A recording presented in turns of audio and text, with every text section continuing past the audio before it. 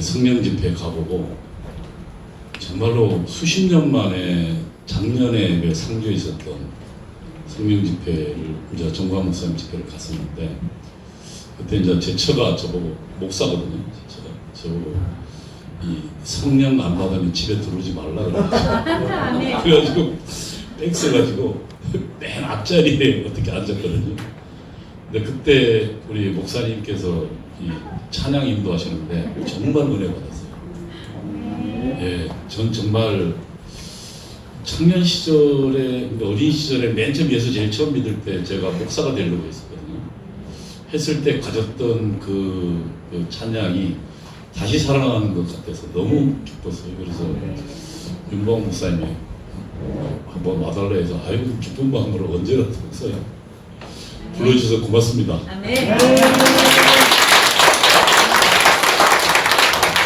제가 정말 하나님 앞에 설 수 없는 죄인이라는 걸 느낀 게 세월호 때 왜 그 세월호 때 앞장서서 있던 친구가 있습니다. 안산에 이갖고 정의당에 아마 일하던 친구인데 저 연세대학교 출신이거든요. 신학과 출신이고 자기 아버지가 목사님이었던 애인데 제가 그 친구들을 야 임마 예수가 어딨냐고 해서 공산주의자로 만들었는데 그 친구가 지금 세월호 때 그러고 있더라고요. 그거 참 쳐다보면서 그리고 지금도 여전히 그 친구는 이 공산주의에 앞장서고 있는 걸 보면서 물론 불행한 일이 있었잖아요. 자기 딸이 죽었으니까. 그럼에도 불구하고 그 아버지인 자기가 그러니까 하나님의 징계인 것도 모르고 자기 딸의 죽음을 가지고 대한민국을 파괴하는 것에 앞장서는 걸 보면서 이 내 죄가 너무 크다. 근데 또 목사님 설교 들으니까 회개하면 하나님이 뭐 아예 없는 것처럼 해주신다 그래서 용기를 갖고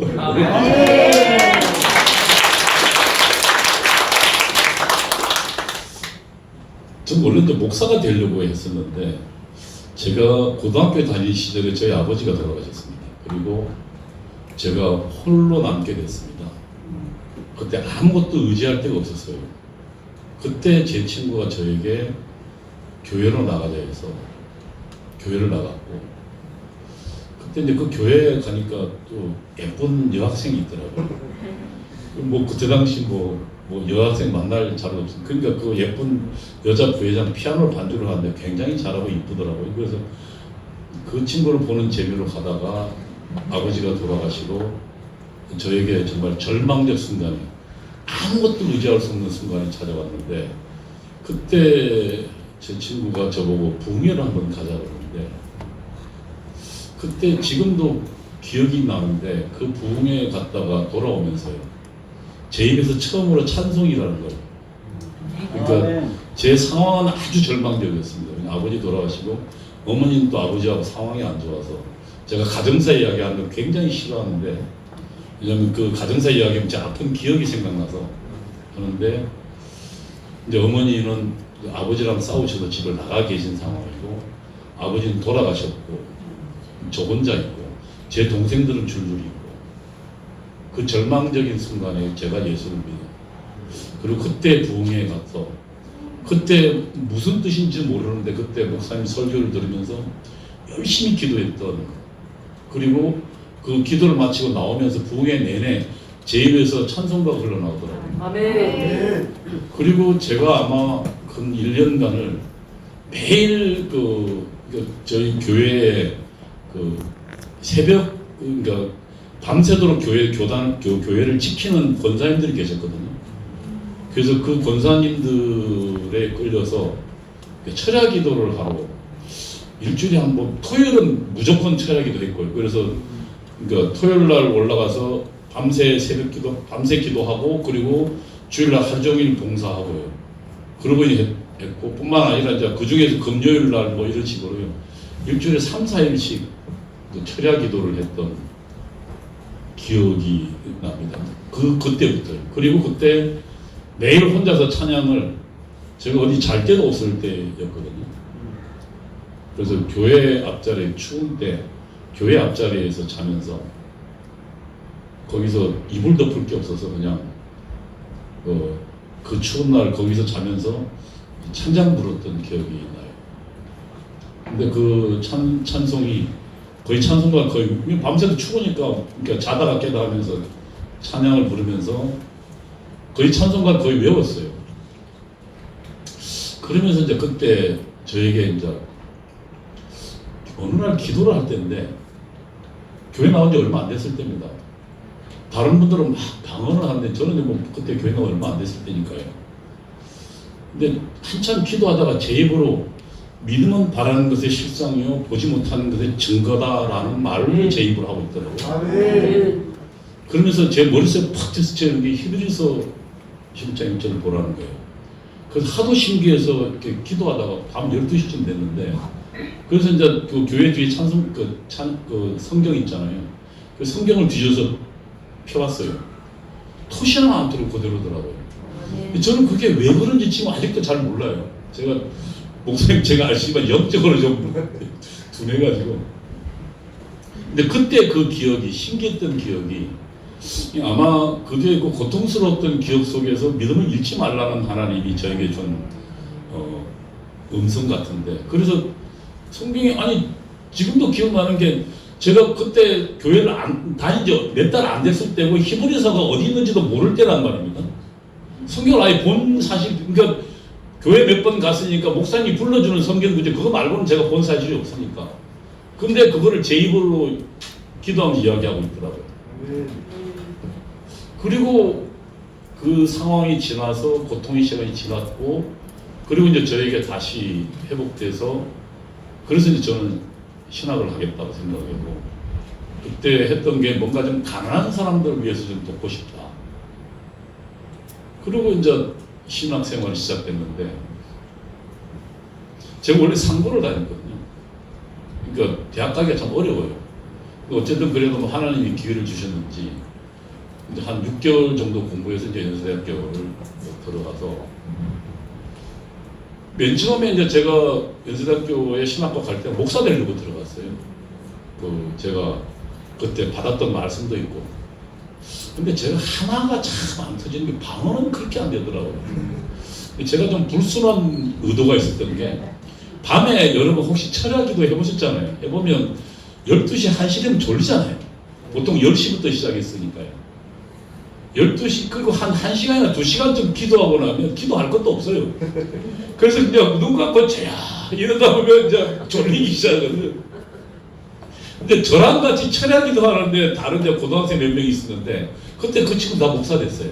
근데 이제 그때 그 친구들 보니까 뭔가 막 이상한 다른 용어를 막 기도하면서 밤새도록 잠도 안 자더라고요. 그 내가 물었어요. 야, 너는 안 졸리냐? 그러니까 그냥 방언하면서 졸리지 않는다는 거예요. 그래서 이제 저도 속으로 하나님 나도 좀 저런 게 있으면 안 졸리고 저는 제가 12시 넘어가면 그때도 그것도 뭐 17, 18살이니까 얼마나 또 뭐 한참 뛰고 뭐 이렇게 그 잠도 많을 때입니까? 그래서 그런 불순한 의도를 가지고 저도 방언 좀 달라고 안 되더라고요. 그래서 나중에는 권사님한테 물었어요. 그분은 이렇게 초등학교 나온 분이거든요. 이제 영어 방언 기도를 정말 유창하게 하세요. 아름다운 소리로 해요. 그래서 저 양반인데 영어를 알고 보니 자기 영어 배운 적도 없대요.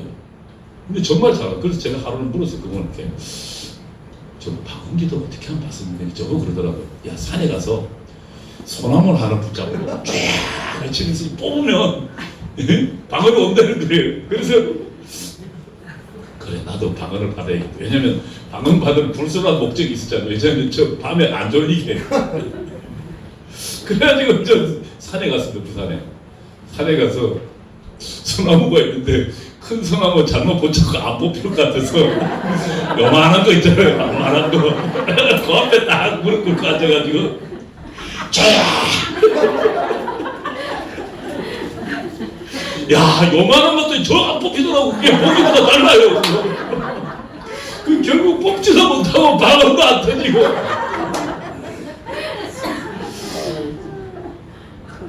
그 후에 하여튼 그래도 뭐 어쨌든 열심히 이제 교회 봉사는 열심히 하고 뭐 또 목소리가 좋아서 또 이게 성가대도 열심히 하고 하여튼 뭐 했던 것 같습니다. 그리고 이제 그 신학을 정식으로 하자고 들어갔는데, 제가 저기 이제 저기 할 얘기들이, 제가 연세대학교 들어가서 그때 공산주의 세례를 받았어요.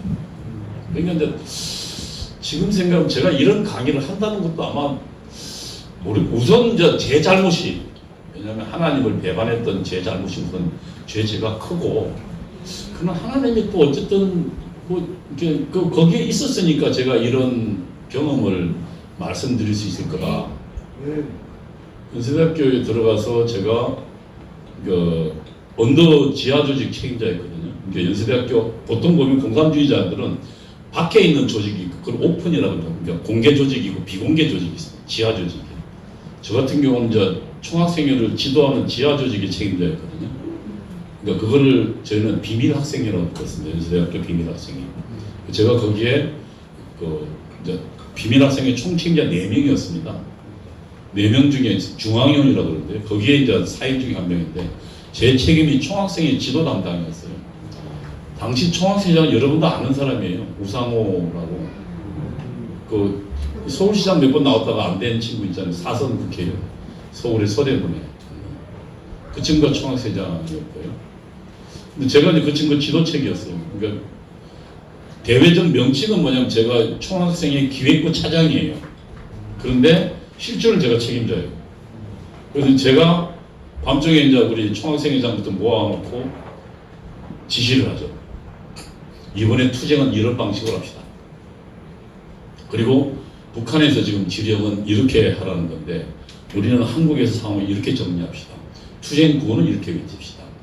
그걸 문건으로 내리기도 하고, 글로 써서 내리기도 하고, 직접 구두로 지시하기도 하고, 그 다음에 당신들 일주일 동안 어떻게 살았는지 보고하라. 공산당 그렇게 움직입니다. 그냥 이렇게 아무 생각 없이 움직이는 거 아니에요. 그리고 그렇게 해서 제가 이제 그 지도책이었거든요. 그러다가 이제 저는 그 후에 이제 더 나가서, 그때도 이제 제가 꽤 열심히 했던 것 같아요. 하여튼 뭐 공산주의 책을 거의 뭐 암기할 정도로 뭐하고, 안 그러면 거기에 나와 있는 논문들 뭐 이것들 다 주석까지 다 찾아봤거든요. 노트도 다 해놓고요. 그래서 공산주의자들 그 대회라는 걸 합니다. 공산주의자들 언더에서 모여가지고 토론 대회를 해요. 그래서 거기서 나중에 몇 명 뽑거든요. 중앙위원을. 제가 이제 거기 중앙위원이 된 거예요. 그리고 그 후에 이제 전대협에 들어가서, 전대협의 연대사업국장이 통일전선 사업하는 데입니다. 제가 김대중 씨하고 자주 만났어요. 이제 전대협 전체 대표로. 제가 김대중에 대해서는 월간조선에 한 이야기가 있는데, 우선 전 김대중 갈 때마다 돈을 줬어요. 저한테. 그 다음에 김대중은 그때 이미 북한의 이 한국민주민주전선, 한민전이랍니다. 그러니까 통역당의 후신인데, 한국민주민주전선이 그 국외 소리방송이라는 게 있었어요. 그거를 타이핑인 것을 김대중은 보고 있었어요. 그런데 그때 김대중이 나하고 둘이 동교동에 마주 앉으면, 동지, 한민전은 이렇게 지시하지만 우리는 거기까지 가면 안 되고 아직 대중들 상태가 있기 때문에 우리는 절반만 갑시다. 이게 김대중과 저하고 나눈 대화입니다. 그러니까 김대중은 그냥 그거 아니에요. 근데 그때 제가 김대중과 한 20몇 차례 만났거든요. 이제 그리고 제가 이제 그때 이제 전대협 연대사업국장이라는 게 전대협에 서열이 굉장히 높습니다. 서열 한 3위 정도 됩니다. 왜냐하면 전체 전대협 학생운동, 노동운동, 그 다음에 정당, 이것을 전체 통일전선 사업이라고 하는데, 공산당이 가장 중요시하는 사업이거든요. 그 사업을 지도하는 거니까요. 그리고 제가 학생운동 그만두기 전에 했던 게 임수경을 방북시키는. 여러분 혹시 임수경이 누군지 모르시죠? 알아요. 젊은 어린 친구들은 아마 모를 텐데, 이제 그 용인 외국어 다니던 애를, 여자애를 이제 저희가 뽑아서 훈련시켜서 북한으로 보냈습니다. 물론 밀입국시켰죠. 그게 이제 그 저희 이제 전대협 내에서 또 언더 조직이 있거든요. 저희 이제 그 조통그룹에서 했던, 거기 책임자는 아직 전향 안 한 친구입니다. 별명이 꼬미라는 친구인데, 꼬미 이제 공산당을 꼬미니스트다 그러잖아요. 별명 꼬미라는 친구인데, 그 친구 부인이 청와대의 유승화 제2부속실장입니다. 이화여대 총학생입니다. 그 유성화가 그 친구 부인이라는 사실은 아는 사람 별로 없죠. 저는 같이 활동했으니까 알죠. 그리고 그 친구는 지금 원대에 있으면서 아직 한 번도 공개된 적이 없습니다. 그러면서 해뜨면서 뭐 예를 들면 통일 뉴스라는 걸 만들어서 북한 거 그대로 뺏겨다가 한국에 나르는 거 계속 해왔거든요. 그래서 지금 유성화가 그랬고요. 그래서 지금 청와대에 사실은 그때 저랑 하던 혹은 그 밑에 애들이 지금도 많이 국회로 나왔고 했지만 임종석 비서실장, 그 밑에 이제 뭐 윤건영 가라 국정상황실장, 그 다음에 비서관, 정무수석, 제1부서실장, 제2부서실장 다 전대협.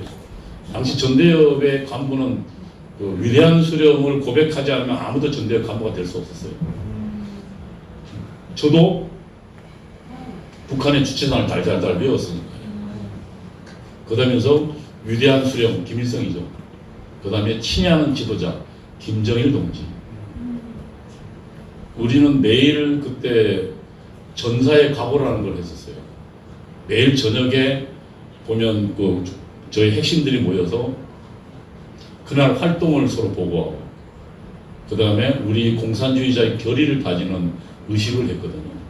그때 누구냐면 우리 위대한 수령 앞에서 지금 그 친구들이 지금 대한민국의 핵심들입니다. 그리고 그 친구들이 아직 전향했다는 증거가 없어요. 임종석이는 누굽니까 전희영이가 물으니까 지난 국회 때요. 청와대 청문회 물으니까 당신 전향했냐 물으니까 거기에 답변 안 하고 우리가 민주화 운동하다 니는 뭐 했냐고 역공하잖아요. 그리고 당신을 조사해 볼 수도 있다라고 공격하니까 이 전희경 꼼짝 못 하더라고요. 그들이 지금 대한민국 권력과 대한민국 국민의 세금과 제도를 장악하고 있고 그리고 지금 현재 저는 가끔 한 번씩 사실은 이제 두려움이 있는데 정광훈 목사님이 2019년도에 그랬잖아요. 대한민국 망했습니다 라고 할 때 목사님 좀 뻥이 심하다. 왜냐하면 선거에 하면 우리가 이길 텐데 집권 3년 넘어가면 보통 정부들이 떨어지거든요. 집권들이. 그리고 그때 이미 소득주도 성장이란 잘못된 사회주의 정책 때문에 경제가 꼬라박고 있었거든요. 2018년도부터 걔들이 했잖아요. 2018년도에 2017년도에 집권했죠. 그러면서 걔들이 하면서 2018년도 19년도에요. 해마다 신규 일자리 한 30만 개쯤, 1% 성장은 보통 한 10만 개에서 9만 개 정도 일자리가 만들어지는 거예요. 그러니까 30만 개가 만들어지는 게 그 이듬해 5천 개가 만들어졌으니까 29만 5천 개가 일자리가 없어져 버린 거잖아요. 그럼 일자리 없어지면 여러분 생각해보세요. 여러분의 자녀가 대학 졸업해서 일자리가 없으면 그때부터 실직자 생활하거든요. 절망적 상태입니다. 그래서 저런 절망적 상태가 지속되면 좀 문제는 망한다고 생각했고 선거하면 우리는 이긴다고 생각했거든요. 그래서 정광훈 목사가 좀 뻥이 세다. 그리고 코로나 사태가 처음 왔을 때마다도 보통 박근혜 때는 메르스 사태 와가지고 박근혜 정부 곤욕을 치렀잖아요. 그리고 그때 문제는 뭐라 그랬습니까? 당신이 살인자라고 했다고 했죠. 그래서 박근혜가 쩔쩔쩔쩔했거든요. 그래서 코로나 사태가 처음 왔을 때 아마 저게 문재인 정부의 몰락을 지속할 거라고 생각했어요. 근데 그게 문재인 정부의 새롭게 문재인 정부의 지금까지 어제 보니까 37%로 다시 올랐더라고요. 보통 30% 언더로 떨어지면 이제 레임덕이 시작되는 건데 문재인은 지금 30 다시 올랐어요. 그게 지금 코로나 이 사태를 문재인이 지탱해 주고 있는데 난 그래서 이게 지금 문재인 지탱해 줄 줄 몰랐어요. 그래서 정광훈 목사님 얘기가 뻥이라고 생각했거든요. 좀 과장이 심하다. 통상적으로 자신의 주장을 관철시키기 전달하기 위해서 효과를 높이기 위해 위기를 과장하거든요. 위기를 약간. 선전선동하는 수법들이 그렇게 합니다. 그 정광훈 목사님도 좀 그런다고 생각했는데 웬걸 총성 저렇게 깨지고 그 다음에 코로나가 오히려 보수를 괴멸시킬 줄 아무도 몰랐어요. 그 요즘 정광 목사님 뭐라면 고랑지 내리고 조용히 있습니다. 왜냐하면 제 이성은 또 자꾸 딴소리 하거든요.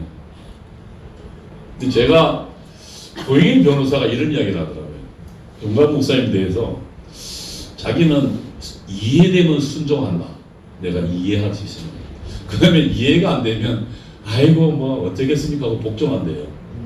제가 요즘은 그걸 좀 따라올. 왜냐하면 이 한번 잘못된 이성이라는 게 들어가면 정말 그 골치 아픈데, 제가 좀 딴 얘기를 하면 제가 원래 정광 목사님하고 이제 설교를 제가 안 들었어요. 근데 정광 목사님 몇 번 그 정광 목사님 교회로 부르더라고요. 저보고 와서 좀 주사파 강연을 하라고. 그래서 이제 교회도 가기도 하고 신촌 수양관에 외목사님들 하는데 거기 가서도 한 2번 강연하고, 그 다음에 애니선교센터 가서도 몇 번 했는데, 하루는 이제 제 처가 그 요즘 이제 청교도 신학원에서 그 한국 교회사 가르치는 유금주라는 교수가 이제 제 처인데 연세대학교 이제 제 후배입니다. 왜 박수? 근데 이제 제 처가 보니까 정광 목사 설교를 먼저 들었어요. 근데 뭐 집에 가면 잠을 잘 수가 없어요. 하도 시끄러워가지고. 자기 혼자 들으면 되지. 그것도 스피커에다가. 또 정광 목사 목소리 좀 큽니까? 아니 저는 뭐 뉴스도 좀 듣고, 예? YTN도 좀 보고, 뭐 그다음에 뭐 이렇게 스포츠도 좀 보고 이래야 되는데 하도 시끄럽게 해가지고. 그러더만 하루는 내가 그래도 잘 안 듣고 개인이니까 하루는 나를 부르더라고요.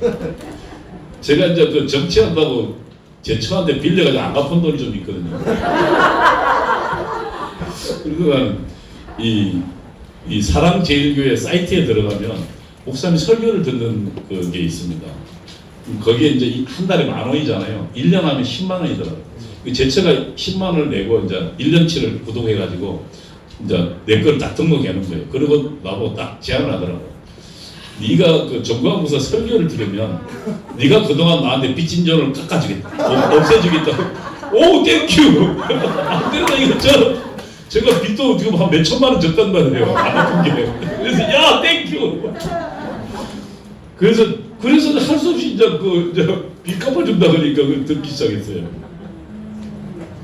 그때 처음 들은 설교가 7대 명절 설교였어요. 네.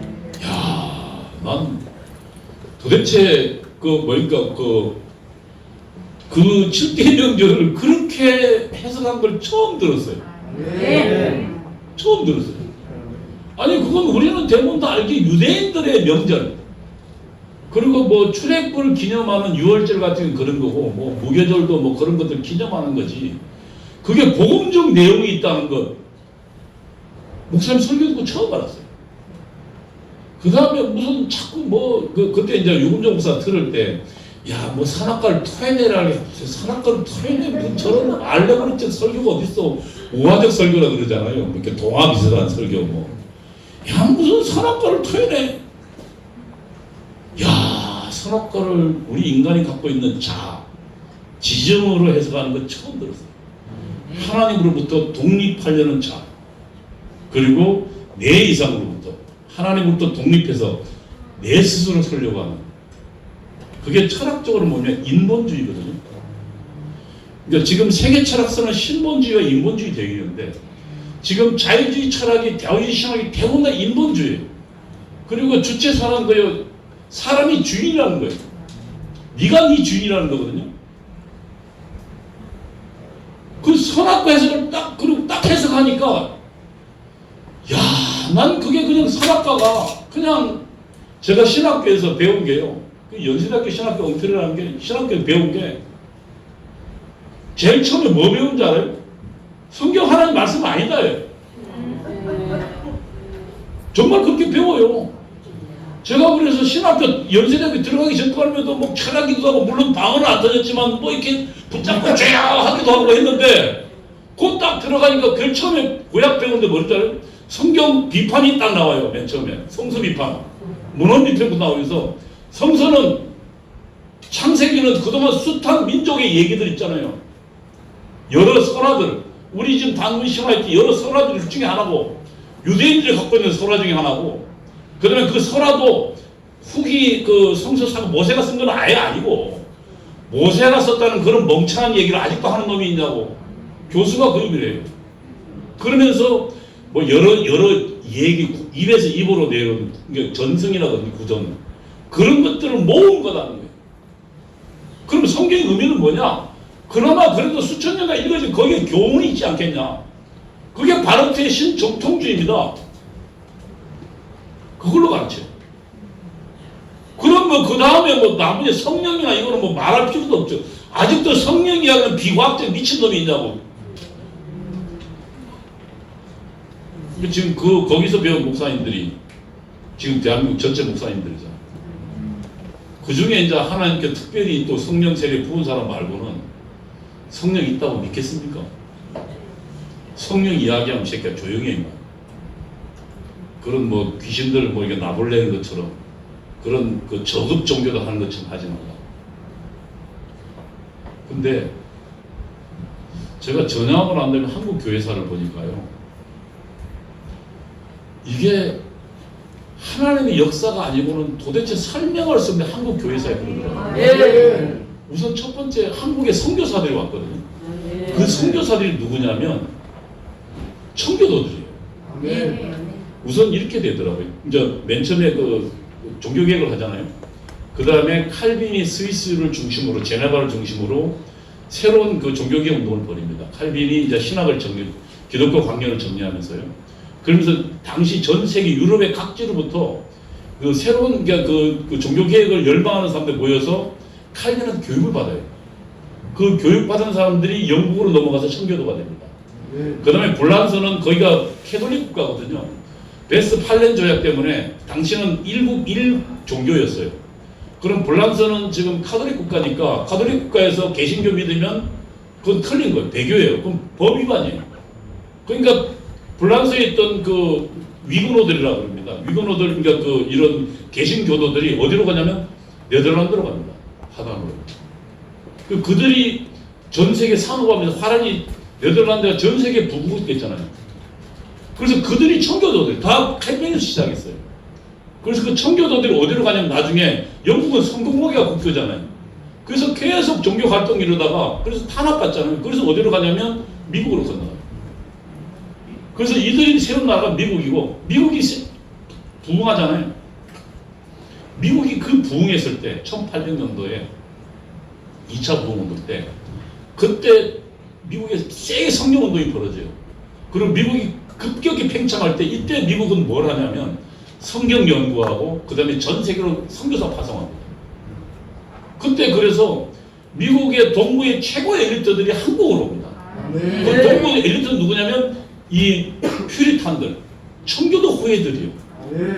그들이 20대 초반, 20대 중반에 가장 팔팔할 나이에 듣도 보도 못한 대한민국으로 와요. 원더우드 선교사는 자기 형하고 자기 아버지가 세계적 부자였습니다. 왜냐하면 그때 타이프라이팅을 그 타작 있잖아요. 이걸 개발해가지고 어마어마한 부호였어요. 원더우드가. 근데 그거 다 때려치고 한국으로. 그래서 원더우드는 연세대학교 세웠죠. 그 다음에 이 양반은 학교 세우고 안 한 게 없어요. 교회 세우고. 그리고 여기서 죽었어요. 1916년도에. 그리고 그 자손 4대가 한국을 위해서 봉사합니다. 근데 그들을 내력을 보면 전부 퓨리탄들이.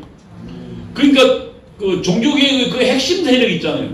그들이 영국으로 갔다가, 그 다음에 네덜란드로 갔다가, 그들이 미국으로 갔다가, 그 미국의 핵심이 어디로 왔어요? 한국으로 왔어요. 예. 지금 대한민국이 지금 현재 갖고 있는 처지가 왜 우리 신앙의 선배들이 그리고 선교사들이 대한민국이 제2 이스라엘 민족이고 말세의 제사장 국가 역할을 할 거라고 예언했거든요. 그 예언을 보면 전 세계의 기독교의 핵심들이 미국으로 갔다가 한국으로 온 거예요. 네. 그리고 그들이 목숨을 건져서 만들었어요. 그러니까 그런 역사를 읽어보니까 이게 대한민국 그냥 만들어진 나라가 아니다. 이승만을 그리고 제가 봤는데 이승만도 처음에는 선교사들을 미워했습니다. 왜냐하면 선교사들은 이 자기 나라를 제국주의 침략하려고 이 종교를 앞세워서 이렇게 불순한 의도가 있다고. 대신에 이승만은 공부를 똑똑하니까 영어를 배우겠다고. 영어 배우는 거 말고는 신앙을 안 받아들였다. 그리고 이승만 대통령이 이 고종 폐위 운동을 하거든요. 고종을 폐위하고 새로운 근대 공화국을 만들겠다고. 그러니까 입헌 군주제를 만들겠다. 그러다가 이제 사전에 발각돼서 감옥에 들어갑니다. 그리고 탈출하다 또 걸려요. 그 사형언도를 받습니다. 자기 아버지가 그러니까 이경선홍이 이승만 시체를 찾으러 2번을 오거든요. 무슨 이야기냐면 이승만과 같이 탈출했던 동료들 하나씩 날려 다 형장에 목이 잘렸습니다. 이승만만 남았어요. 그 남아있다는 이승만을 지금 제가 상상해 보면 문만 덜컥 열면 이제 내 마지막이구나 생각이 있을 겁니다.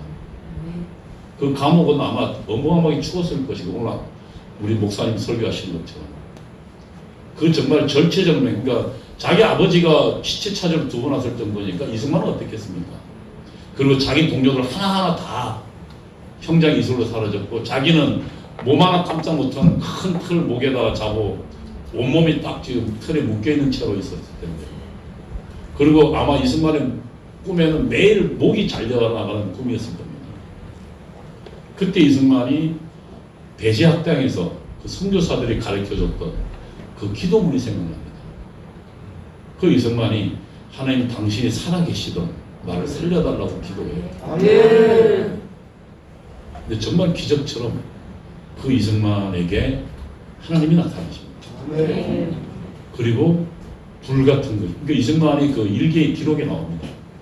불 같은 거 임해서 그 추웠던 겨울이 따뜻해지고 그 다음에 그 지옥처럼 매일매일 죽음의 공포 앞에서 떨던 이승만이 그때부터 그것이 눈 녹듯이 없어져 버립니다. 그리고 이승만은 정말 뛸 듯이 기뻐하는 새로운 사람으로 돼요. 그리고 이승만이 전도하기 시작하는 이승만 전도한 사람 다 그때 예수님. 그래서 한성 감옥이 그냥 교회가 됩니다. 우리나라 엘리트들을 훈련시키는 학교가 되거든요. 한성 감옥이. 그때 한성 감옥에 있던 사람이 유성준이라는 사람이 있었습니다. 6.1준의 동생인데 당시 당상관 그 정삼품이었습니다. 지금 현재 차관급이 넘는 굉장히 높은 그리고 당시 이제 그 뭡니까 그 노론의 핵심이었어요. 당시 지배층에 이 사람이 이승만의 전도로 예수를 믿습니다. 근데 6.1주 유성준이라는 사람이 일기에 보면 이런 얘기가 나옵니다.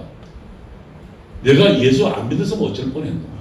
그 자기 6.1주는 그 자기 이제 유성준은 자기 아는 사람이 모함으로 짓지도 않는데 들어왔거든요. 그래서 처음에 몇 달간 이빨을 하도 뿌덕뿌덕 까서 이빨 몇 개가 뭐 달았다는 얘기도 있어요.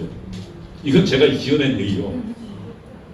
이빨을 뿌덕뿌덕 까면 내가 나가기만 하라. 저놈 내 모함은 좀 절대 가만두지 않는다 했는데 근데 예수 믿고요. 이승만 전도 때문에 그 양반 일기예요. 내가 감옥에 안 왔으면 어쩔 뻔했냐.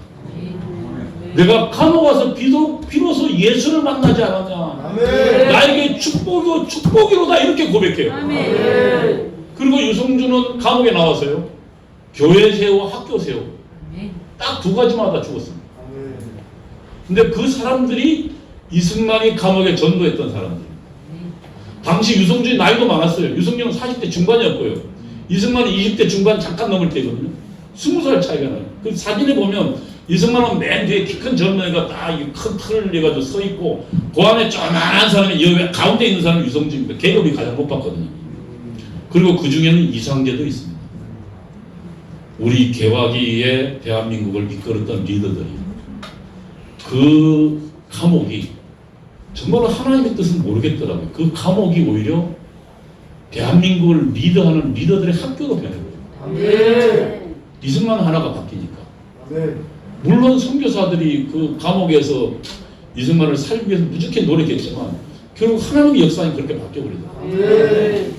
근데 저는 그 이승만의 일기를 보면서 야 정말 이제 하나님께 적대적으로 이승만을 완전히 돌려세워서 그리고 그 이승만을 하여금 대한민국을 건국하도록 만들고 이승만이 당시 한양의 최고 천재였습니다.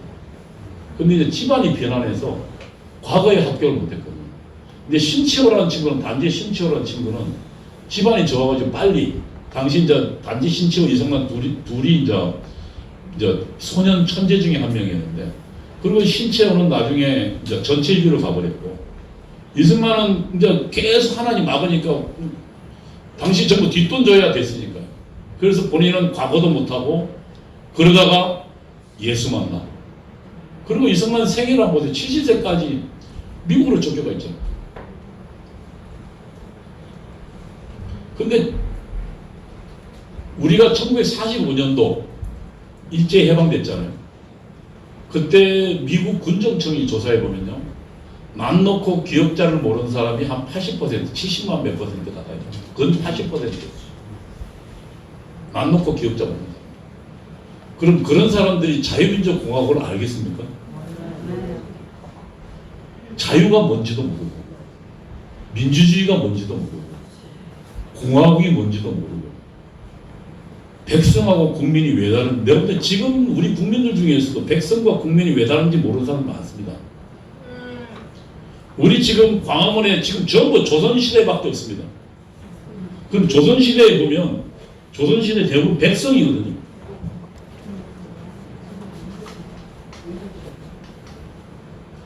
백성과 국민은, 백성은 자유와 권리를 누가 가지고 있습니까? 백성에게 없습니다.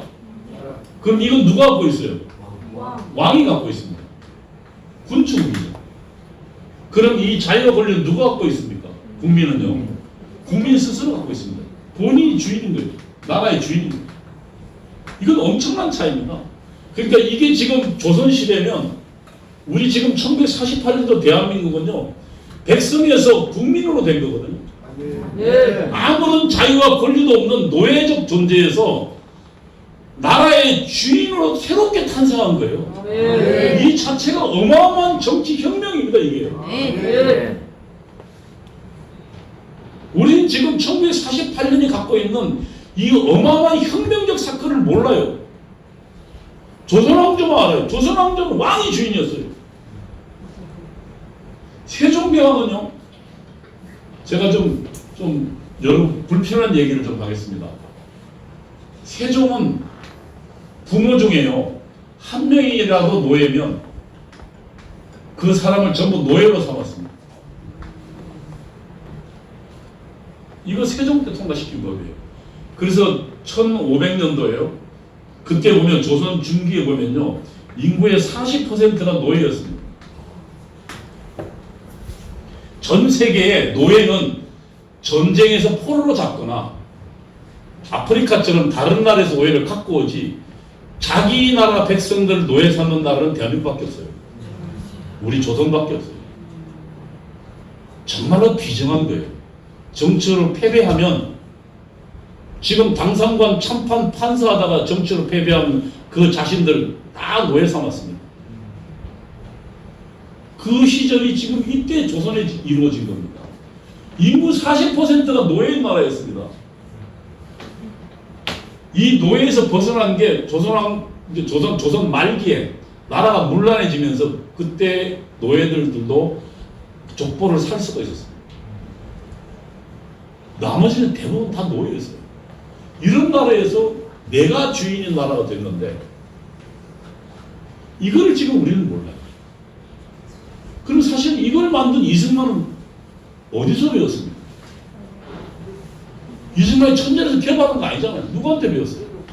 선교사들한테 배운 겁니다. 그 선교사들 어디로 왔어요? 미국에서. 청교도 후예들이. 그들이 모든 거 다 버리고, 원더우드 당시 아펜젤라, 앨런, 이 전부 최고의 엘리트들이었거든요. 그 동부의 엘리트들이 여기 대한민국 온 거예요. 그리고 그들이 청일전쟁이나 그 전쟁 때, 전쟁이 벌어지면 시체가 늘어지잖아요. 시체가 넣으면 뭐가 나옵니까? 전염병이 나옵니다. 그래서 양반들도 자기 자식을 버렸어요. 전염병이 터지니까. 그 시체를 입으로 빨았어요. 선교사들이. 목숨 걸고 구했어요. 이화여대가 그 선교사 부인이 길거리에 버려진 여학생들을 가지고 시작한 게 이화여대입니다. 한국의 초기에 1900년대 학교라는 게 없었어요. 그때 청교 학교 중에 990 몇 개가 전부 선교사들이 지은 거예요. 3.1운동 우리 당시 교회 교인이 20만 밖에 안 됐습니다. 근데 일제 탄압받은 사람의 70%가 교인들이었어요. 그리고 아시지만 33인 중에 절반이 기독교인이었잖아요. 네. 누가요? 이들에게 누가 가르치는데? 선교사들. 우리는 이걸 잊어버렸어요. 교회가 안 가르쳤어요. 대한민국 만든 건 교회가 만들었거든요. 네. 대한민국 주인은 교회예요. 네. 그들이 목숨 걸고 만들었어요.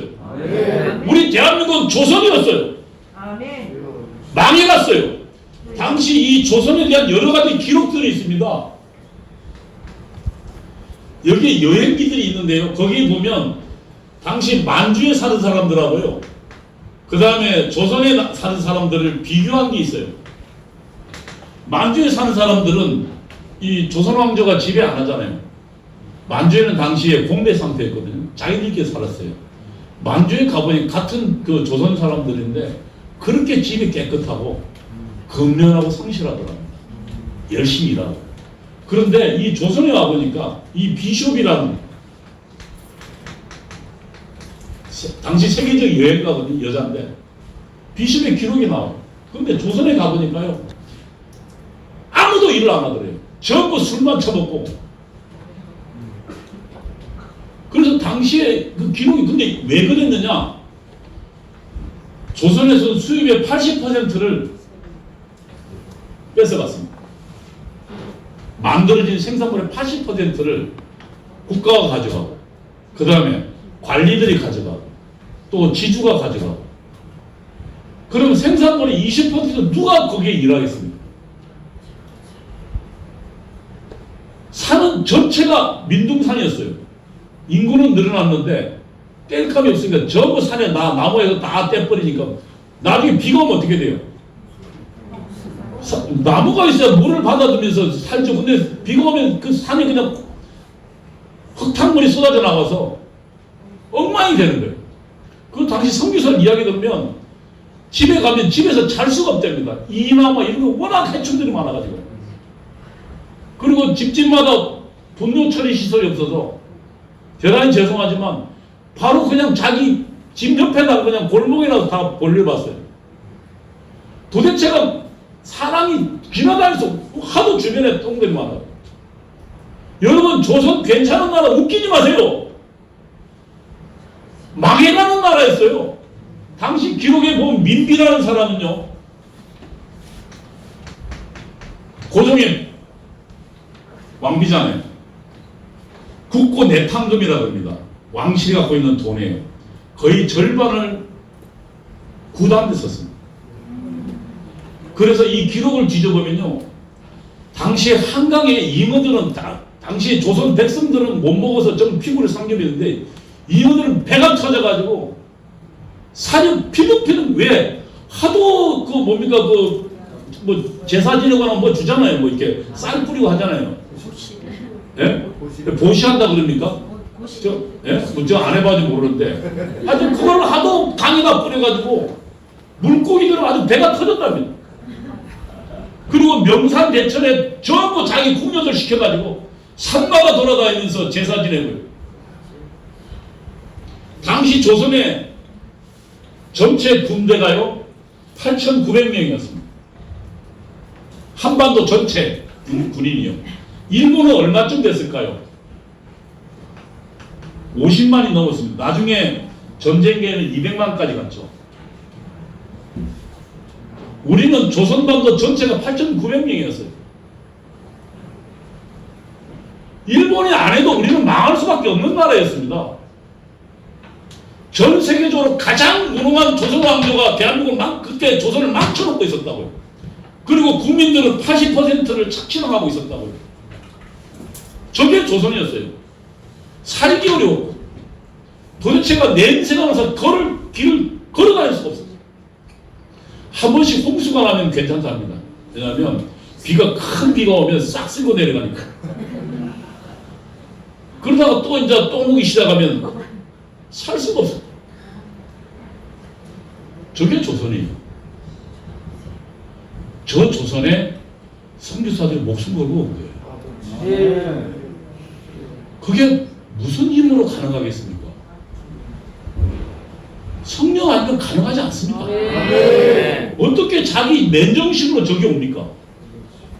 알지도 못하는 나라에. 그리고 모든 생활 수단은 살 수가 없는데 선교사라도 병원에 죽은 사람 많습니다. 그래도 계속 선교사 왜?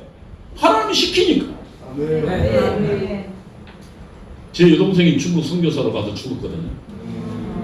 근데 전 나중에 들었어요. 한동안은 제가 저 여동생 남편을 매우 미워했습니다. 저 녀석은 왜 내 여동생을 끌고 중국 우르무치까지 갔거든요. 우르무치가 그 중국 서쪽 제일 끝입니다. 거기에 지금 인종 분쟁이 일어난 데잖아요. 위구르족하고. 그래서 위구르족 수십만을 죽였다 그러잖아요. 그 지역에 제 여동생이 들어갔다가 거기서 또 하루 더 가서 나환자촌에 봉사하고 있었더라고요. 그러다가 저희 집안은 좀 대대적으로 고혈압이 있는데 거기서 쓰러져서 한국 같으면 4시간 이내만 가서 이렇게 수술하면 다 산대요. 한국은 요즘 뭐 쓰러졌다고 해도 병원 가면 금방 살잖아요. 내 동생이 제가 쓰러졌단 말 듣고 갔을 때는 이미 그러니까 병원에 수술할 수 있는 병원에 간 게 5시간 후에 갔다고. 그러니까 처음에 앰뷸런스 부르는데 1시간. 왔는데 엉뚱한 병원에 가서 수술도 못하고 거기서 대기하는데 또 뭐 2시간. 이러고 이제 수술하는데 가니까 이미 늦은 거예요. 거기서 죽었거든요. 근데 제가 보니까 그때 아름아름 그때 이제 제 동생의 장례식을 하는데 우르무치 지역에 선교사가 80명이 와 있더라고요. 한국 선교사.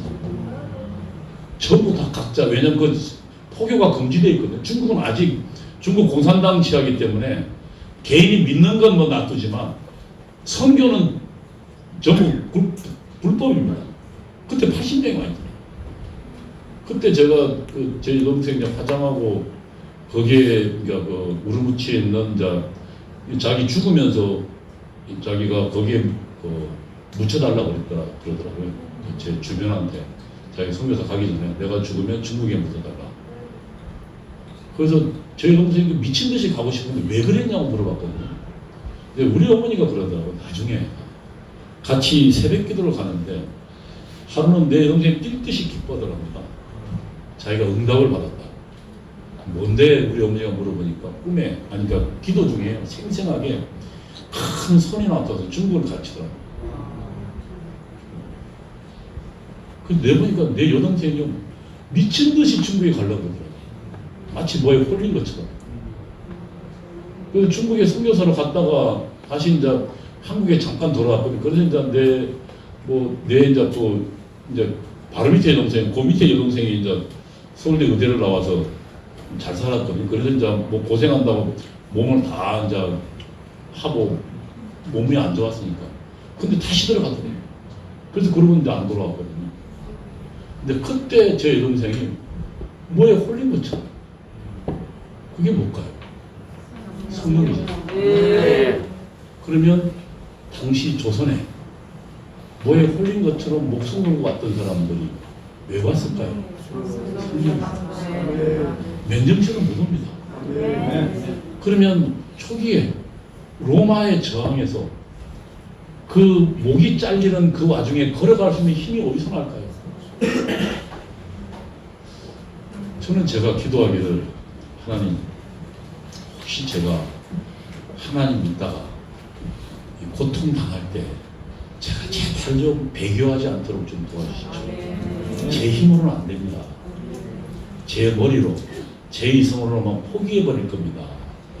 근데 하나님이 도와주시면 제가 웃으면서 그 길을 걸어갈 수 있지 않겠습니까? 근데 저와 비슷한 심정으로 아마 초기의 선교사들이 그리고 초기의 신앙의 선배들이 그 사자굴에 던지우는 그 고통을 온몸이 찢겨놓은 고통을 감당했을 거다. 그것이 결국 성령이거든요. 지금 제가 연세교육을 다시 들어가면 제가 원래 하려고 있더니 왜 자꾸 엉뚱한 데 좀 가고 있는데 뭐 그냥 해보죠. 근데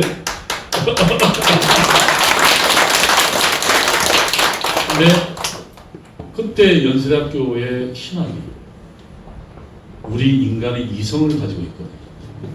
그러니까 인본주의였다. 저는 그 인본주의가 사실은 그래서 정관 목사님의 설교를 들으면서 이 사탄의 역사라고 생각하거든요. 네.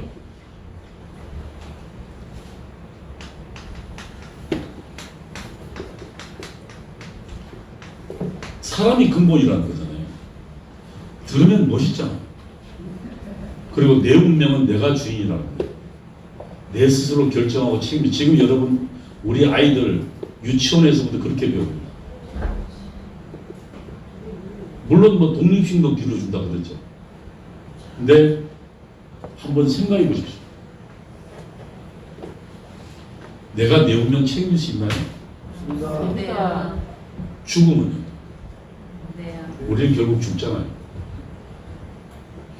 많아야 100년이고 그리고 어느 날 갑자기 병 걸려 죽을 수 있고 또 길 가다가 자동차에 치여 죽을 수 있고 만약 그것이 끝이라면 너무 허무하잖아요. 인생이. 내 인생 내가 책임 못 집니다. 네. 내 마음대로 내가 할 수 있나요? 내가 할 수 있는 게 어디 있어요? 인본주의는 사람의 운명이고 세상을 알 수 있다는 거거든요. 세상이 인식 가능하든 알 수 있다는 거예요. 인본주의 끝이 결국 공산주의. 내가 내 힘으로 세상을 아니까 그 힘으로 우리가 천국을 만들겠다. 그래서 지금 이 공산주의와 대결은요 영적 대결입니다. 단순히 정치사상 대결이 아닙니다. 하나는 우리는 정말 부족한 존재고 하나님이 도우심 없이는 결코 설 수 없다는 하나님 중심주의와 그 다음에 내가 내 운명의 주인이고 너는 하나님께 대항하는 인본주의와 대결해요. 그 인본주의 끝이 공산주의입니다. 막스는 끊임없이 기독교를 탄압했어요. 그리고 공산주의 모든 나라가 맨 처음 탄압한 게 기독교입니다. 왜요? 그들은 신본주의랑 적대적으로 싫어하거든요. 이렇게 보면 인본주의인 게 뭐냐? 이게 지금 사실은 보니까 선악과더라고요. 우리 지금 목사님이 이야기하는 게 인간이 스스로 하나님으로부터 독립하려는 것. 하나님으로부터 독립하려는 것. 이게 선악과더라고요. 그리고 독립하려는 지정의, 뜻, 의지, 견해. 이게 결국은 인본주의예요. 저는 정광훈 목사님 설교 들으면서 맨 처음에는 무슨 씨발 선악과를 죄송합니다. 무슨 선악과가 무슨 과일이야 목에 얹힌 걸 토해내게. 그리고 내가 먹은 것도 아니잖아. 어디 있는데? 그럼 왜 토해는 뭔데? 뭔 저런 알레고리가 다 있어. 아니, 유금주 교수가 밤새 틀어놓거든. 그럼 거기 보면 막 선악과를 타야 시끄러워 죽겠는 장난. 제가 신앙은 회복됐을 때예요. 그러니까 성령의 세례를 받기 전에 신앙은 이미 예수님 다시 공산주의 돌아왔을 때입니다. 그게. 근데 정광목사 설교 정말 듣기 싫더라고. 아니 그리고 뭐 무슨 저기에 무슨 선악과를 토해내는데 내가 토해낼 선악과가 어딨어. 야, 근데 내가 그 설교를 들으니까요. 선악과라는 게 인간으로부터 하나님으로부터 독립되는 지점이라는 생각 깜짝 놀랐어요. 저게 인본주의거든요. 세계 철학사가 저거거든요. 공산주의 끝이 결국 인본주의고 그것이 공산주의인데 결국 선악과의 얘기가 뭐예요? 공산주의가 나타난 거예요. 하나님으로부터 독립되긴 하면 우리는 어디로 가냐면 전부 죄악길로 가요. 하나님부터 벗어난 순간 공산주의가 얼마나 매력적인지요. 저 젊었을 때요. 아시지만 우리는 죄를 짓잖아요. 그러면 주일날 그 고개 숙이면 또 죄가 생각나니까 하나님 이거 잘못했습니다. 저거 되잖아요. 근데 또 다음 주에 또 와서 또 고개 탁 숙이면 하나님 이거 잘못. 그럼 그것도 한두 번이지. 계속 저를 지난주에 잘못하고 이번 주도 잘못하고 또 다음 주도 잘못하고 계속 잘못하고 있잖아요. 근데 하나님은 잊어버린다는데 나는 안 잊어져요. 나는 내 죄가 화인처럼 계속 쌓여요. 내 마음에. 그래서 계속 나를 자책해요. 넌 도대체 뭐하는 놈이냐. 넌 도대체 나아지는 게 없지 않냐. 지난주에 했던 거 또 하고 또 잘못 계속. 근데 공산주의 이론을 딱 배우니까요. 야 이게 복음이다. 왜냐하면 죄가 네 잘못이 아니라는 거예요. 공산주의는 죄는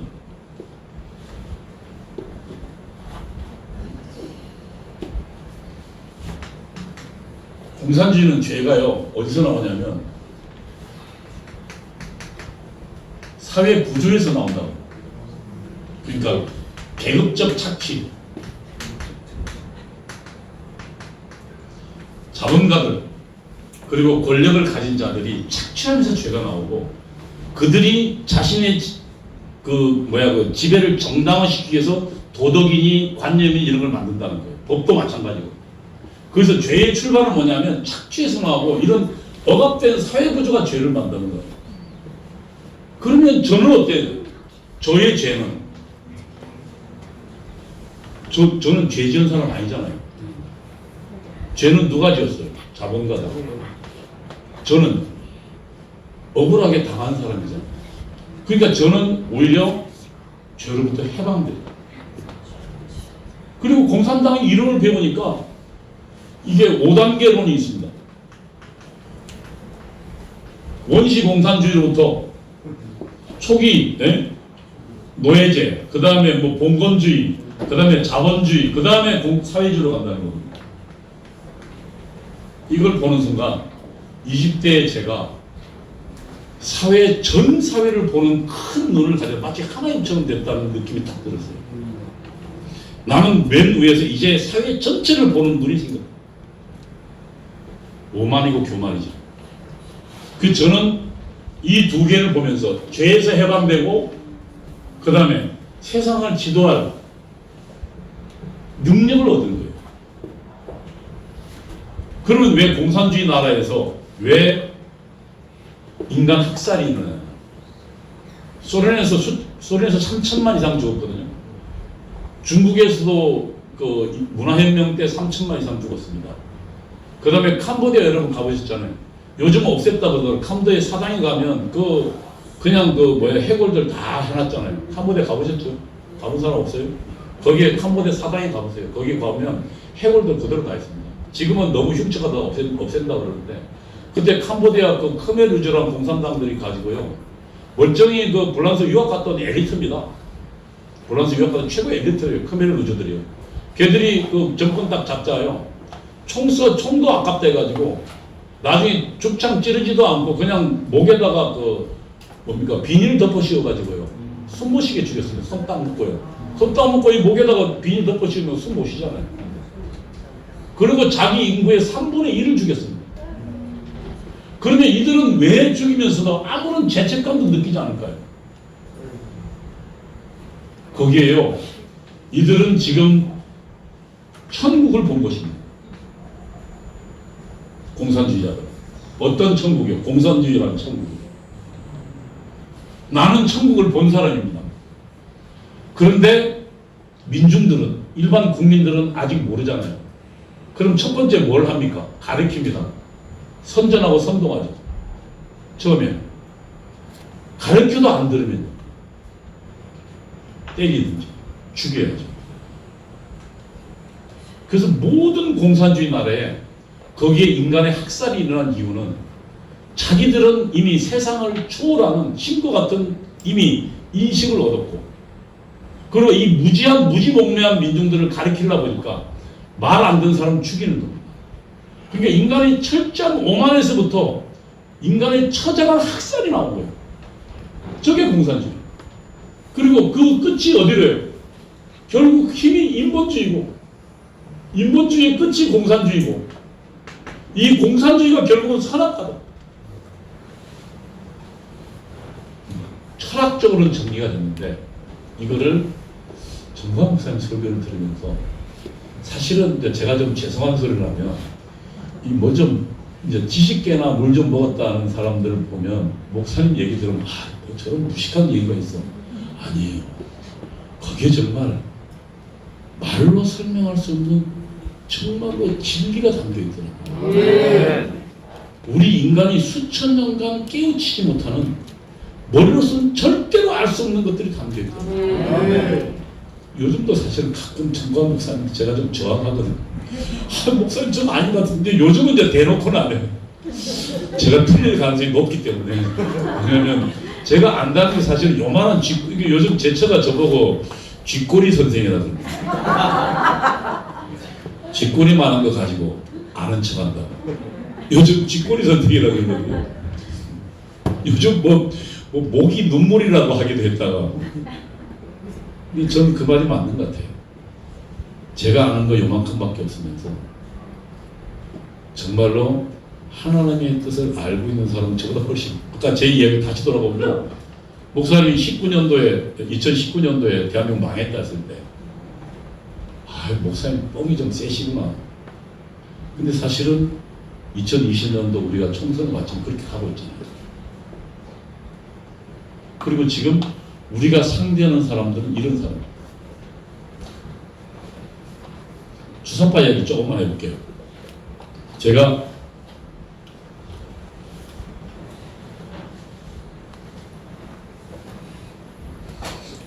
북한에 이제 주체 사람이 있고요. 주체 사람은 인류의 역사는 자주성, 무지성, 인간은 자주성, 무지성, 창조성을 갖고 있고, 인류의 역사는 자주성을 위한 투쟁의 지금 아직도 외우잖아요. 이 청년 시절을 외우고 오래 가더라고요. 여러분들에서 이렇게 젊은이들한테 성서 어릴 때 많이 외우도록 오래 가요. 저는 어릴 때 엉뚱한 걸 외워가지고 잊어버려야 될 걸 안 잊어버리고 인간은 자유성, 창조성, 위성, 존재 이 짓거리 아직도 하고 되어 있습니다. 그런데 거기에 그 인간은 자주성, 창조성, 의식성이 있다 그러는데, 근데 문제는 이게 사회적 구조 때문에 이게 발현되고 있지 못합니다. 이게 역으로 억압하고 있어서. 그런데 이것을 어떻게 발현되냐면 당의 지도를 받아. 공산당에. 그러면 공산당의 최고가 누굽니까? 수령이. 그러면 인간이 원래 자주성, 창조성, 의식을 갖고 있는 인간의 본래 존재가 되려면 최종적으로 뭐예요? 수령의 지도를 받는 당과 당의 지도를 받아서 우리는 완전한 인간을 갈 수 있다는 거예요. 여기서 공산주의 하나 더 나가면 주체사는 저런 인간이 되려면 결국은 이 수령이 인간에게는 생물학적 생명, 그 다음에 사회 정치적 생명이 있다. 중요한 건 생물학적 생명은 100명이 죽지만 사회 정치적 생명은 영생한다 그래요. 그리고 인간이 가장 인간된 건 사회 정치적 생명을 갖고 있기 때문이다. 근데 그 사회적 생명은 누가 주냐? 수령입니다. 그래서 어버이입니다. 나의 가장 중요한 사회적 생명을 준 어버이. 그래서 북한은 수령은 나의 어버이예요. 그래서 여러분 옛날에 왜 그 대군가에 한번 그 북한 응원단들 왔었잖아요. 그 와가지고 걔들이 그 김정인인가요? 뭐 거기에 그 이렇게 초상화가 그 물에 이게 비가 오고 젖어 있으니까 그걸 닦으면서 우는 거 보셨죠? 그거 진심이에요. 왜냐하면 어머니 아버지는 나에게 썩어버릴 생명을 주지만, 그러니까 그 자리 뭐예요? 하나님이잖아요. 그 자리에 하나님 자리에 예가가 있어요. 비밀성이. 뭘 줬다고? 사회정치적 생명, 영생을 준다. 이게 북한의 주체 사상입니다. 그 다음에 여기 보면요, 또 그러면 이런 게 사회운동 속에 어떻게 발현되냐? 변함혁명론에 3가지가 있어요.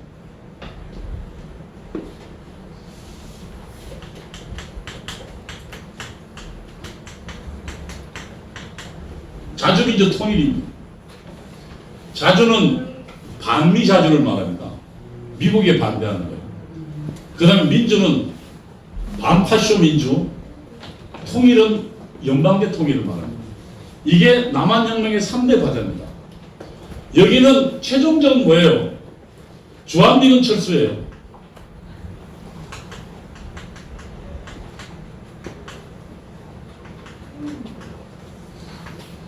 주한미군 철수는 제가 여러 번 뭐 유튜브에 설명했지만 지금 현재 한미연합사에 따르면은 만약에 북한이 우리는 공격적 전쟁을 못하도록 돼 있어요. 근데 방어적으로 북한이 공격하면 그 지금 현재 주한미군하고 한국군이 90일 내에 버티면 90일 내에 미국 본토로부터 약 69만 명이요. 69만 명. 그 다음에 항공기 2,000대. 그 다음에 함정 약 200여 대. 항모 전단을 포함했어요. 이것들이 북한을 향해서 전개하도록 되어 있습니다. 그럼 북한 입장에서는 어떻습니까? 대한민국을 접근하려면 가장 큰 적이 누굽니까? 미국이에요. 그럼 북한에 예를 들면 미국과 대한민국 민중 사이의 관계를 떼놓는 건 북한의 입장이 굉장히 합리적인 선택입니다. 그래서 그 선전선동 때문에 우리는 지금 어떻게 미선이 효순이 있대요. 그때 미선이 효순이가 중학생이 죽은 건 안타깝지만 중학생이 교통사고 난 겁니다. 정확하게 이야기하면. 장갑차가 이게 코너에서 죽었거든요. 코너에서. 장갑차가 시야가 작습니다. 안 보입니다, 밖에. 그래서 코너에서 그러니까 길을 걷고 있는 여중생 두 명을 못 본 거예요. 그래서 장갑차 가다가 치러 죽였거든요. 근데 그때 아시지만 2004년도인가에 미선이 효순이 살해한 주한미군 모라나이자가 1년간 난리 났죠. 그리고 그 후에 이회창이 선거에 졌습니다. 그리고 이명박 대통령이 2008년도 들어서 어떻게 됐습니까? 쇠고기, 네? 광우병 사태 일어났잖아요. 근데 사실은 그 후에 광우병 걸려 죽은 사람 지금 아직까지 한 명도 없죠. 전 세계에 아직 한 명도 없습니다. 광우병 걸려 죽었다는 사람이요. 그리고 저 광우병 선전선동한 놈들 자기 자식은 전부 미국 가서 소고기 잘 처먹고 있습니다. 근데 그때 그래서 광우병 어제 뭐 우리 대한민국 조선 사람들은 뭐 이렇게 무슨 광우병에 약한 무슨 인자가 있어가지고 뭐 이렇게 조금만 먹어도 우리는 뇌송송 구멍 타가지고 죽는다. 그래서 그걸 정교조 애들이 그 아이들한테 이야기하죠. 어린애들이 그 나와가지고 주한미군 몰아내자 하면서 우리는 죽기 싫어 외쳤잖아요. 이명박 정부 1년 동안 아무것도 못했습니다. 근데 중국이 뭐 예를 들면 우리 먹는 것에다가 뭐 무슨 이상한 거 넣어가지고 암 유발한다 해도 여러분 중국 시위하는 거 봤어요?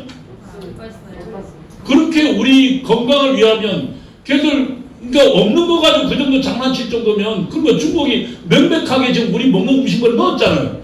그러면 중국에다가 난리를 뽀게 해야죠. 중국 대선 앞에서 1년 내내 시위해야지. 시위 한 번도 안 하잖아요. 왜요? 그건 지금 전략 전술이 없어서 그래요. 북한이 마련한 대남혁명론에는 전부 모든 투쟁을 미국으로 맞춰서 해놨어요. 그리고 지금 이 주한미군 철수는 어디까지 가 있습니까? 지금 전시작전권을 지금 이제 물론 이제 이번에 한미 정상회담 때 예, 거기에 아직 그 시기가 안 나왔지만 노무현 때도 그렇고 계속 지금 전시작권 회수하려고 해요. 전시작권 회수가 아닙니다. 전시작전권은요 정확하게 하면 한국하고요 미국하고 이 대통령이 합참의장 미국의 합참의장 그 다음에 통해 가서 연합사가 있어요. 그래서 이렇게 돼 있거든요. 이 대한민국 대통령하고 미국 대통령이 명을 받아서 양쪽의 합참이 동의를 해서 한미연합사가 행사하는 겁니다. 이게 지금 그러니까 전시작전권이에요. 그러면 이 작전권은 누가 가지고 있는 겁니까? 양국 대통령이 갖고 있는 겁니다. 공동으로 갖고 있는 거예요. 근데 지금 좌파들은 뭐라 그랬습니까? 전시작전권을 회수한다 하면 누가 갖고 있다는 거예요, 그동안은? 미국이 갖고 있는 거 거짓말이에요. 근데 지금 이거를 지금 아예 한국으로 갖고 오겠다는 거 아닙니까? 우리는 지금 어찌 되어 있냐면 지금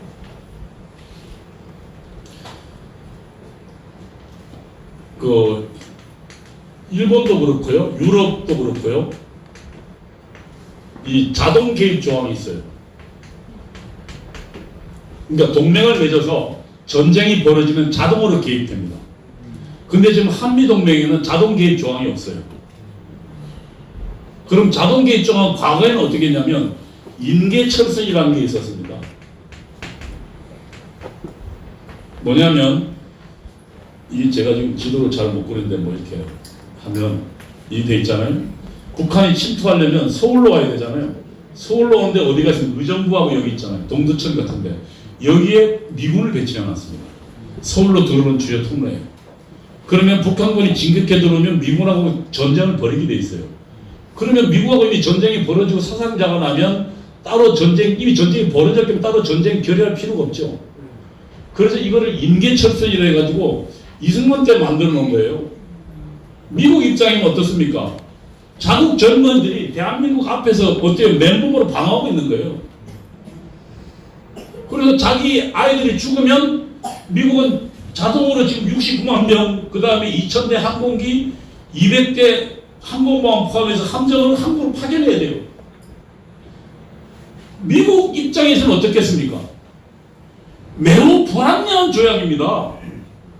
왜 내 젊은이들이 저 이영만이 한국에 가서 남들 앞에서 지금 남동 공산군 앞에서 막아서 맨몸으로 막아서 꼴이 되냐 그래. 근데 이 임계철선 누가 없애줬습니까? 우리 위대한 노무현 대통령께서 없앴죠. 어디요? 이 병력 어디로 다 뺐습니까? 평택으로 뺐습니다. 그럼 지금 현재 자동 개입장 이거는 하나 없어졌죠. 두 번째가 연합사입니다. 작전권이. 그 만약에 이 연합사 작전권이 없어지면 어떻게 됩니까?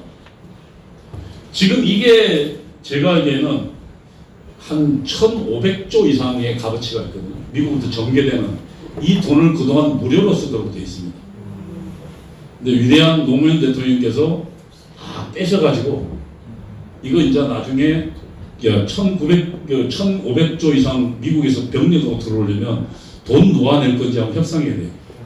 그거 아마 여기에 있는 젊은이 여러분들이 돈 내야 될 거예요. 이게 지금 한국의 안보 상황이에요. 근데 지금 제가 아까 지금 북한의 혁명론 이야기하다가 지금 현재 이 상황이 와 있어요. 그래서 한미동맹 지금 깨지고 있잖아요. 그 다음에 민주 국가보안법 지금 폐지한다고 나와 있죠. 국가보안법에 가장 행동 제약을 받는 사람이 누굽니까?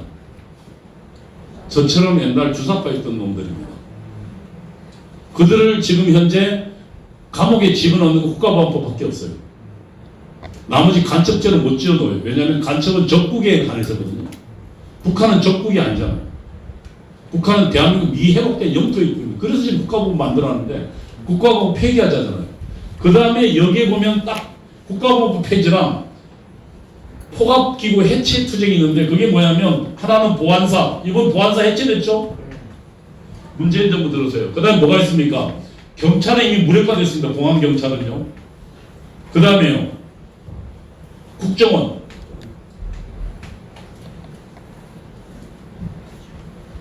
국가정보원 지금 그 간첩수사 없앴잖아요. 간첩수사 가장 잘하는데 국정원. 이게 지금 북한의 혁명론에 있는 내용입니다. 이 내용이 지금 이 문재인 정부에서 시행됐습니다. 문재인 정부에서 시행된 게 저거라고요. 여러분 기무사 해체한 거 봤잖아요. 그래서 기무사에 간첩 잡는 요원들 어디로 보낸 줄 아세요?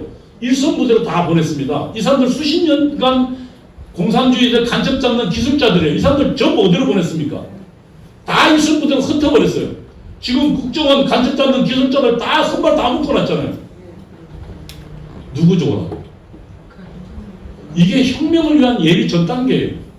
제가 배웠던 민족해방, 인민민주주의 혁명론에 있는 내용이에요.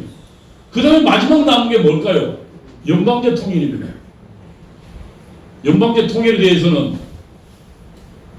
김대중 씨가 김정일하고 합의한 게 있죠. 남북 연합제하고 낮은 단계 연방제 같은 거다. 이번에 우리 그 외교부 장관이 이렇게 이야기했더라고요. 며칠 전입니다. 우리 정의용 외교부 장관이 북한이 이야기하는 게 한반도 비핵지대화입니다.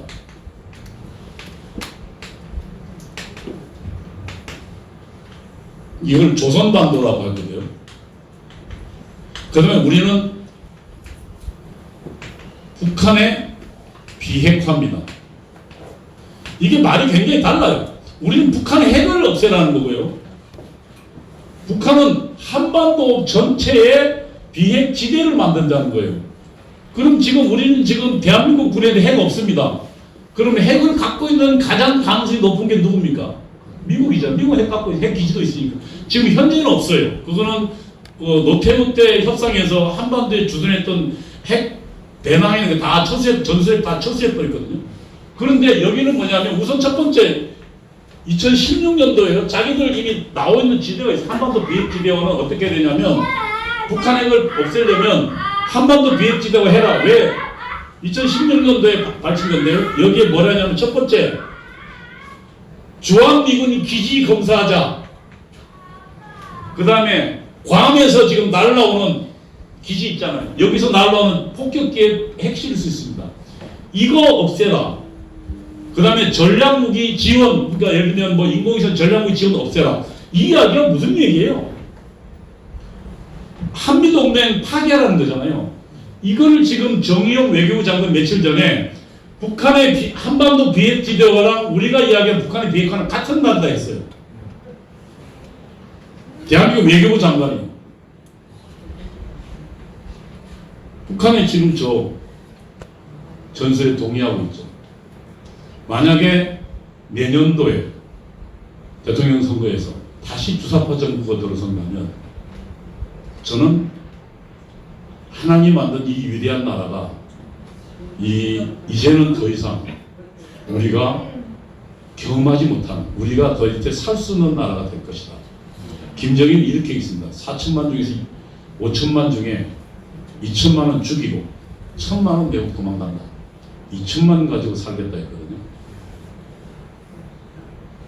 근데 우리는 지금 이 공산주의자 뭐 그런 게 있을까? 그러나 제가 배웠던 이 전략은 이미 상당 부분 실현되고 있습니다. 그래서 지금 내년도에 이 대통령 선거가 단순한 대통령 선거가 아니라 하나님이 선교사들을 보내서 우리 신앙을 선배를 통해서 만들었던 이 세계 선교사의 위대한 나라, 이 대한민국이 사라질지도 모른다는 거예요. 그래서 저는 이거를 최대의 능력이라고 해요. 하나님 만든 나라를 지킬 거다. 이 위대한 나라가 계속되게 할 거냐, 아니면은 인민의 나라로 가게 할 거냐, 김정은의 나라로 가게 할 거냐, 그 전쟁의 와용이겠다. 그리고 그 앞에 저는 정광 목사님이 서 있습니다. 하나님 말씀을 들고요. 왜 기독교인이 그러면 하나님 말씀 들고 이 정치 투쟁에 나서야 되냐? 공산주의자는 제가 다시 이야기하지만 악마 사탄입니다. 기독교인과 공산주의는 절대로 같이 갈 수 없습니다. 이 공산주의자들은 대한민국 기독교 나라가 되는 것을 방해하고 무너뜨려 하고 있습니다. 거기에 가장 누가 나서야 되겠습니까? 하나님의 성령을 받은 사람. 목숨 걸고 나서야 합니다. 그것이 이 시대를 향한 우리의 뜻일 것입니다. 저는 그 길에 저도 있을 것이고 여기 계신 분들도 함께 있었으면 좋겠습니다. 하나님께서 함께 하셨으면 좋겠습니다. 우리 힘으로는 그거 이기지 못합니다. 공산주의자들은 지혜롭고 교활하고 영악합니다. 그러나 하나님이 주시는 우리는 이길 수 있다고 생각합니다. 내 힘으로 할 수 있는 게 별로 없다. 저는 이제까지 실패한 인생만 살아. 내가 하려고 하는 건 전부 안 되더라. 그럼 결국은 여기까지 와서 지금 보니까 이제 이게 이제 야, 너 이 새끼야, 임마. 공산주의 넣어놨으니까 꺼내놨으니까 너 공산 위험성이나 알려 뭐 이렇게. 저도 이 꿈 많은 젊은이인데 이제 어느새 보니까 그러나 하나님이 이해를 시켜줘 고맙어요. 아멘. 저를 살려주셔서 숱한 죽음의 유혹들이 있었는데 하나님께서 저를 살려주셔서 여러분 앞에 증언할 수 있게 해서 감사합니다. 아멘. 다시 성령의 나타남을 사모할 수 있게 하시고 여러분과 함께 말씀을 나누면 너무 고맙습니다. 아멘. 그리고 마지막 기도를 목사님께서 좀 해주시죠. 저는 제 얘기는 여기까지. 예? 아 이거 그래도 제가 네, 마지막 목사님께서